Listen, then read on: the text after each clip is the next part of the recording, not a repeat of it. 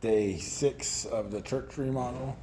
Today was a hard day, a day of in the attic and the insulation. They alternate. Okay, that makes sense. Let's see that. This measurement I think would be helpful because right here is like your load bearing is like this 4-foot zone.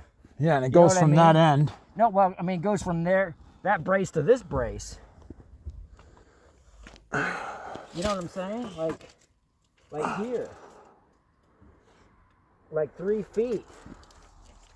If this is 12 feet, so if that's 12 feet to the exterior wall, and then you add another 3 feet roughly to your main load bearing zone. It was horrible up there, and we had to figure out how the studs were lining up and how taking these walls out were going to work, making sure we weren't taking anything out that was bearing. And so pulled out some more studs today. We got this point load for this beam going to get transferred down into the basement. We opened up the basement walls for that. We gotta change this one. This point load won't be in the same spot because we're putting a new wall in there.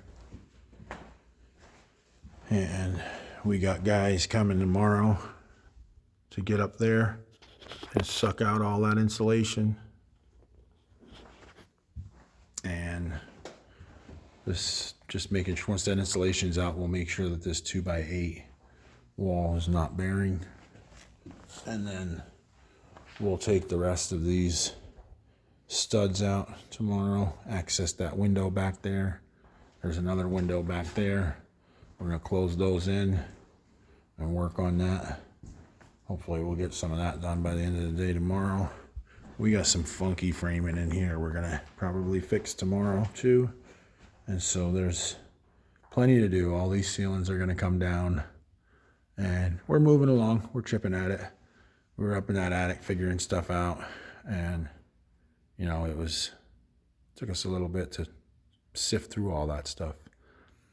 And we're gonna keep working wholeheartedly for the Lord. This is day 6 of working wholeheartedly for the Lord while renovating the church.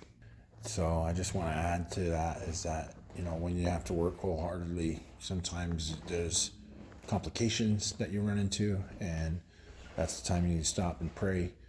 Ask God for wisdom, ask him for guidance, ask him for peace. Sometimes you get a lot of different people's opinions coming into your brain and your train of thought. And so sometimes it'd be hard to sift through all of that. So that's why I like to kind of take a minute after work and think through things and make sure that what I want to do the next day and the plans I have, we stick to that, you know.